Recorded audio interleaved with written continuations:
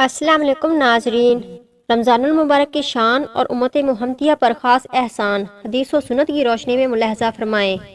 امت محمدیہ پر 5 خصوصی کرم۔ حضرت سیدنا جابر بن عبداللہ رضی اللہ تعالیٰ عنہ سے روایت ہے کہ رحمت عالمیان، سلطان دو جہان، شہنشاہ کون و مکان صلی اللہ تعالیٰ علیہ وآلہ وسلم کا فرمان ذیشان ہے، میری امت کو ماہ رمضان میں 5 چیزیں ایسی عطا کی گئیں جو مجھ سے پہلے کسی نبی کو نہ ملی۔ نمبر 1، جب رمضان المبارک کی پہلی رات ہوتی ہے تو اللہ عز و جل روزہ دار کی طرف رحمت کی نظر فرماتا ہے، اور جس کی طرف اللہ عز و جل نظر رحمت فرمائے اسے کبھی بھی عذاب نہ دے گا۔ نمبر 2، شام کے وقت روزہ دار کے منہ کی بو جو بھوک کی وجہ سے ہوتی ہے اللہ تعالیٰ کے نزدیک مشک کی خوشبو سے بھی بہتر ہے۔ نمبر 3، فرشتے ہر رات اور دن ان کے لیے مغفرت کی دعائیں کرتے رہتے ہیں۔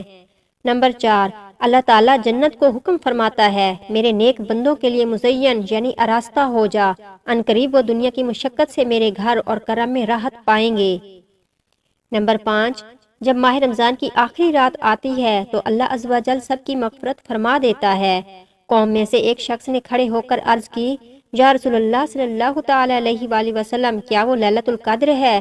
ارشاد فرمایا، نہیں، کیا تم نہیں دیکھتے کہ مزدور جب اپنے کاموں سے فارغ ہو جاتے ہیں تو انہیں اجرت دی جاتی ہے۔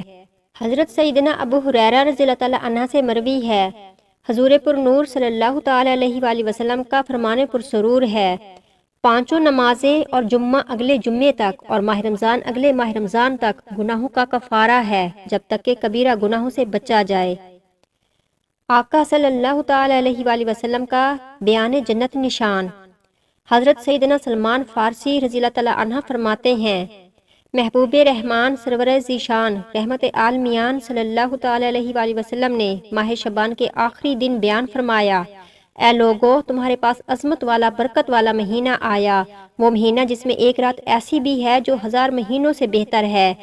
اس ماہ مبارک کے روزے اللہ عز و جل نے فرض کیے اور اس کی رات میں قیام تو یعنی سنت ہے، جو اس میں نیکی کا کام کرے تو ایسا ہے جیسے اور کسی مہینے میں فرض ادا کیا۔ یہاں قیام سے مراد تراویح ہے، اور اس میں جس نے فرض ادا کیا تو ایسا ہے جیسے اور دنوں میں 70 فرض ادا کیے۔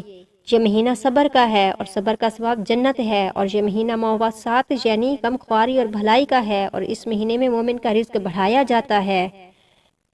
جو اس میں روزہ دار کو افطار کرائے اس کے گناہوں کے لیے مغفرت ہے، اور اس کی گردن آگ سے آزاد کر دی جائے گی، اور اس افطار کروانے والے کو ویسا ہی ثواب ملے گا جیسا روزہ رکھنے والے کو ملے گا، بغیر اس کے کہ اس کے اجر میں سے کچھ کمی ہو۔ ہم نے عرض کی، یا رسول اللہ صلی اللہ تعالی علیہ وآلہ وسلم، ہم میں سے ہر شخص وہ چیز نہیں پاتا جس سے روزہ افطار کروائے۔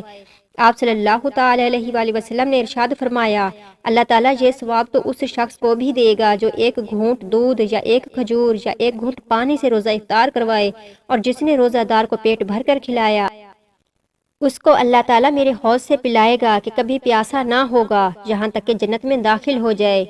یہ وہ مہینہ ہے کہ اس کا اول یعنی ابتدائی 10 دن رحمت ہے، اور اس کا وسط یعنی درمیانی 10 دن مغفرت ہے، اور آخر یعنی آخری 10 دن جہنم سے آزادی ہے۔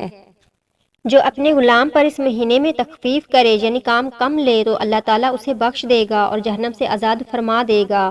اس مہینے میں 4 باتوں کی کثرت کرو، ان میں سے 2 ایسی ہیں جن کے ذریعے تم اپنے رب عز و جل کو راضی کرو گے، اور بقیہ 2 سے تمہیں بے نیازی نہیں۔ پس وہ 2 باتیں جن کے ذریعے تم اپنے رب عز و جل کو راضی کرو گے وہ یہ ہیں، لا الہ الا اللہ کی گواہی دینا اور استغفار کرنا، جبکہ وہ 2 باتیں جن سے تمہیں گنا یعنی بے نیازی نہیں وہ یہ ہیں، اللہ تعالیٰ سے جنت طلب کرنا اور جہنم سے اللہ عز و جل کی پناہ طلب کرنا۔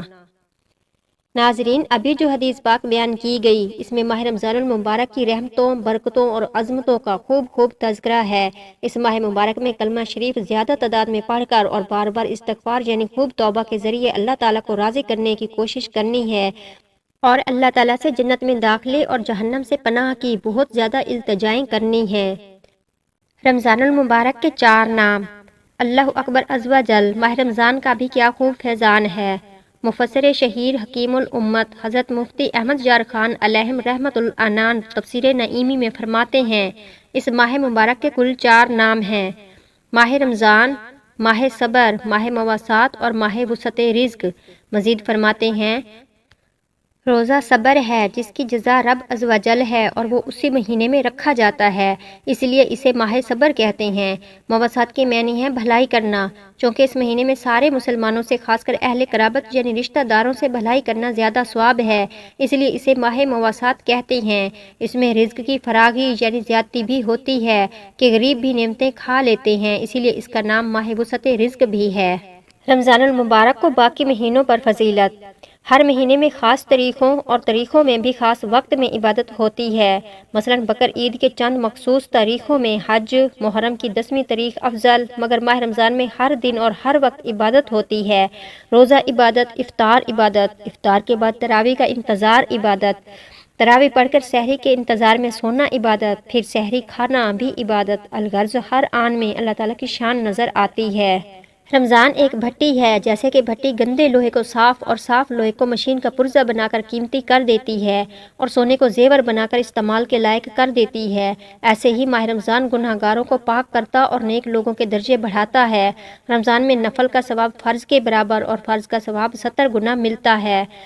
بعض علماء فرماتے ہیں کہ جو رمضان میں مر جائے اس سے سوالات قبر بھی نہیں ہوتے۔ اس مہینے میں شب قدر ہے۔ گزشتہ آیت یعنی پارہ 2 سورۃ البقرہ آیت نمبر 185 سے معلوم ہوا کہ قرآن رمضان میں آیا، اور دوسری جگہ فرمایا انا انزلناہ فی لیلۃ القدر، ترجمہ کنز ایمان، بے شک ہم نے اسے شب قدر میں اتارا۔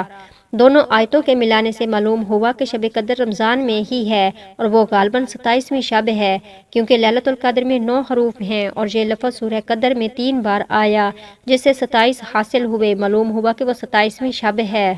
رمضان میں دوزخ کے دروازے بند ہو جاتے ہیں، جنت آراستہ کی جاتی ہے، اس کے دروازے کھول دیے جاتے ہیں، اسی لیے ان دنوں میں نیکیوں کی زیادتی اور گناہوں کی کمی ہوتی ہے۔ جو لوگ گناہ کرتے بھی ہیں وہ نفس امارہ یا اپنے ساتھی شیطان کے بہکانے سے کرتے ہیں۔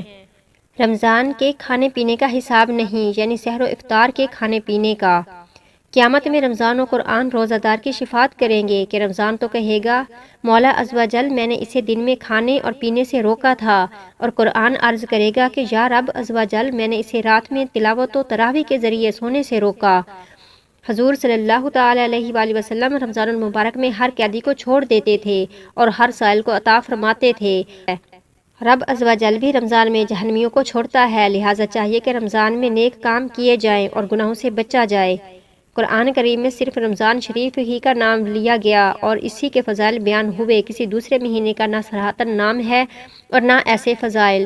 مہینوں میں صرف ماہ رمضان کا نام قرآن مجید میں لیا گیا، عورتوں میں صرف بی بی مریم رضی اللہ تعالیٰ عنہا کا نام قرآن میں آیا، اور صحابہ میں صرف حضرت سیدنا زید ابن حارثہ رضی اللہ تعالیٰ عنہ کا نام قرآن میں لیا گیا، جس سے ان تینوں کی عظمت معلوم ہوئی۔ رمضان شریف میں افطار اور سحری کے وقت دعا قبول ہوتی ہے، یعنی افطار کرتے وقت اور سحری کھا کر، یہ مرتبہ کسی اور مہینے کو حاصل نہیں۔ محترم ناظرین، ہمارے پیارے پیارے آقا مکے مدینے والے مصطفیٰ صلی اللہ تعالی علیہ وآلہ وسلم کا فرمان عالی شان ہے کہ اگر بندوں کو معلوم ہوتا کہ رمضان کیا ہے تو میری امت تمنا کرتی کہ کاش پورا سال رمضان ہی ہو۔ اللہ تعالیٰ تمام مسلمانوں کو رمضان المبارک میں صحت و عافیت کے ساتھ روزے رکھنے اور عبادت کرنے کی توفیق و ہمت عطا فرمائے، اور ہمیں اپنی زبانوں کو فضول باتوں سے بچا کر تلاوت قرآن کی توفیق عطا فرمائے۔ آمین یا رب العالمین۔